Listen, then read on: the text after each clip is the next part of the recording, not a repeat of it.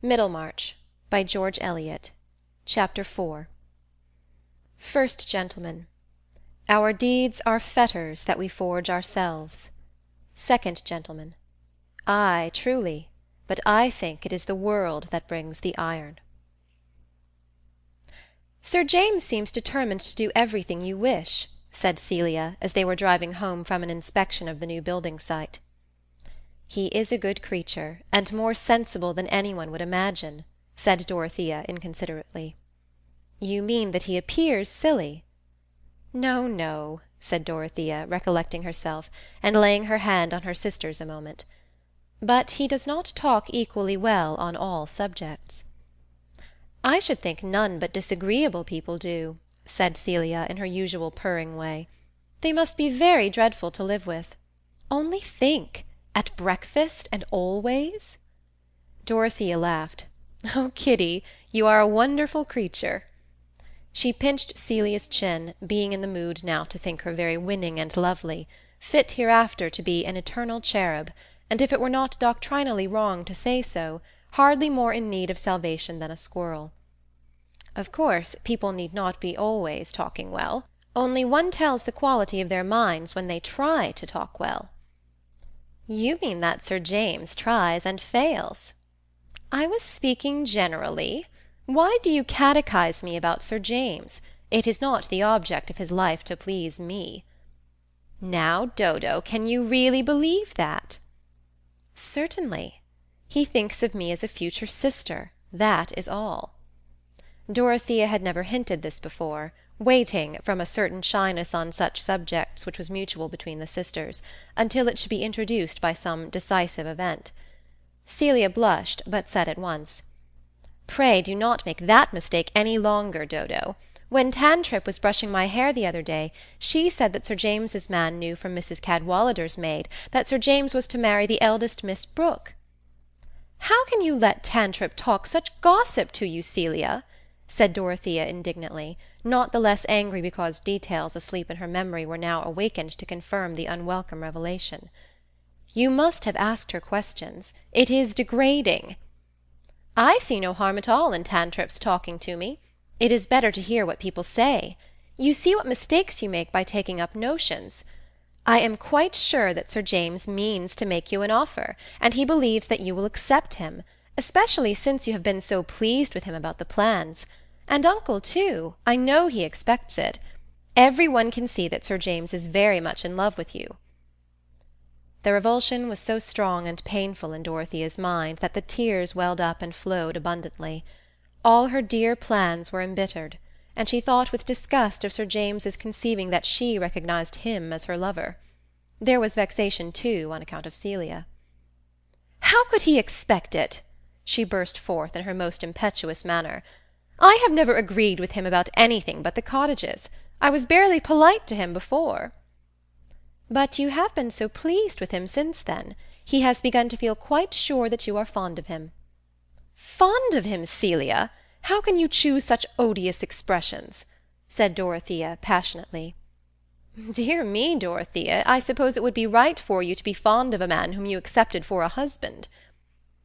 It is offensive to me to say that Sir James could think I was fond of him. Besides, it is not the right word for the feeling I must have towards the man I would accept as a husband. Well, I am sorry for Sir James. I thought it right to tell you, because you went on as you always do, never looking just where you are, and treading in the wrong place. You always see what nobody else sees. It is impossible to satisfy you, yet you never see what is quite plain. That's your way, Dodo. Something certainly gave Celia unusual courage, and she was not sparing the sister of whom she was occasionally in awe. Who can tell what just criticisms Murr the cat may be passing on us beings of wider speculation? It is very painful, said Dorothea, feeling scourged. I can have no more to do with the cottages. I must be uncivil to him. I must tell him I will have nothing to do with them. It is very painful. Her eyes filled again with tears. Wait a little. Think about it. You know he is going away for a day or two to see his sister. There will be nobody besides Lovegood. Celia could not help relenting. Poor Dodo, she went on, in an amiable staccato. "It is very hard. It is your favourite fad to draw plans." "Fad to draw plans! Do you think I only care about my fellow creatures' houses in that childish way? I may well make mistakes. How can one ever do anything nobly Christian, living among people with such petty thoughts?" No more was said. Dorothea was too much jarred to recover her temper and behave so as to show that she admitted any error in herself. She was disposed rather to accuse the intolerable narrowness and the purblind conscience of the society around her, and Celia was no longer the eternal cherub, but a thorn in her spirit, a pink and white nullifidian, worse than any discouraging presence in the Pilgrim's Progress. The fad of drawing plans! What was life worth? What great faith was possible when the whole effect of one's actions could be withered up into such parched rubbish as that? When she got out of the carriage, her cheeks were pale and her eyelids red. She was an image of sorrow, and her uncle who met her in the hall would have been alarmed, if Celia had not been close to her looking so pretty and composed, that he at once concluded Dorothea's tears to have their origin in her excessive religiousness. He had returned, during their absence, from a journey to the county town, about a petition for the pardon of some criminal. "Well, my dears," he said kindly, as they went up to kiss him, "I hope nothing disagreeable has happened while I have been away." "No, uncle," said Celia. "We have been to Freshitt to look at the cottages. We thought you would have been at home to lunch." "I came by Lowick to lunch. You didn't know I came by Lowick. And I have brought a couple of pamphlets for you, Dorothea, in the library, you know. They lie on the table in the library." It seemed as if an electric stream went through Dorothea, thrilling her from despair into expectation. They were pamphlets about the early church. The oppression of Celia, Tantripp, and Sir James was shaken off, and she walked straight to the library.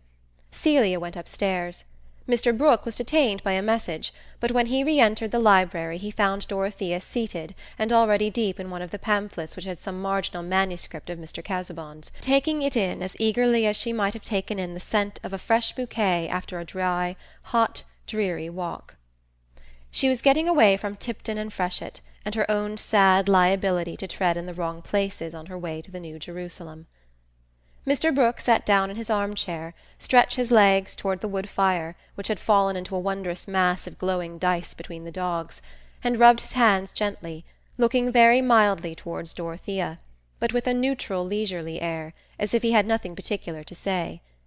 Dorothea closed her pamphlet as soon as she was aware of her uncle's presence, and rose as if to go. Usually she would have been interested about her uncle's merciful errand on behalf of the criminal, but her late agitation had made her absent-minded. "I came back by Lowick, you know," said Mr. Brooke, not as if with any intention to arrest her departure, but apparently from his usual tendency to say what he had said before. This fundamental principle of human speech was markedly exhibited in Mr. Brooke. "I lunched there and saw Casaubon's library, and that kind of thing. There's a sharp air driving. Won't you sit down, my dear? You look cold." Dorothea felt quite inclined to accept the invitation. Sometimes, when her uncle's easy way of taking things did not happen to be exasperating, it was rather soothing. She threw off her mantle and bonnet and sat down opposite to him, enjoying the glow, but lifting up her beautiful hands for a screen. They were not thin hands, or small hands, but powerful, feminine, maternal hands. She seemed to be holding them up in propitiation for her passionate desire to know and to think, which in the unfriendly mediums of Tipton and Freshitt had issued in crying and red eyelids. She bethought herself now of the condemned criminal. "What news have you brought about the sheep-stealer, uncle?" "What, poor Bunch? Well, it seems we can't get him off. He is to be hanged." Dorothea's brow took an expression of reprobation and pity. "Hanged, you know," said Mr. Brooke with a quiet nod. "Poor Romilly. He would have helped us. I knew Romilly. Casaubon didn't know Romilly. He is a little buried in books, you know, Casaubon is." "When a man has great studies and is writing a great work, he must of course give up seeing much of the world. How can he go about making acquaintances?" "That's true. But a man mopes, you know. I have always been a bachelor too, but I have that sort of disposition that I never moped, It was my way to go about everywhere and take in everything. I never moped. But I can see that Casaubon does, you know. He wants a companion. A companion, you know." "It would be a great honour to anyone to be his companion," said Dorothea energetically. "You like him, eh?" said Mr. Brooke, without showing any surprise or other emotion.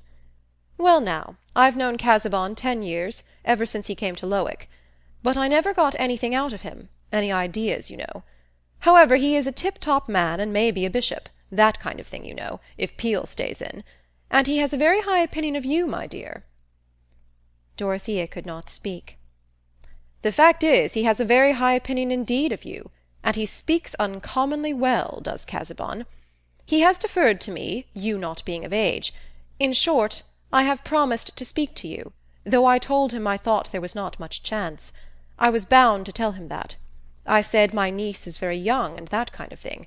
But I didn't think it necessary to go into everything. However, the long and the short of it is, that he has asked my permission to make you an offer of marriage. Of marriage, you know," said Mr. Brooke, with his explanatory nod. "I thought it better to tell you, my dear."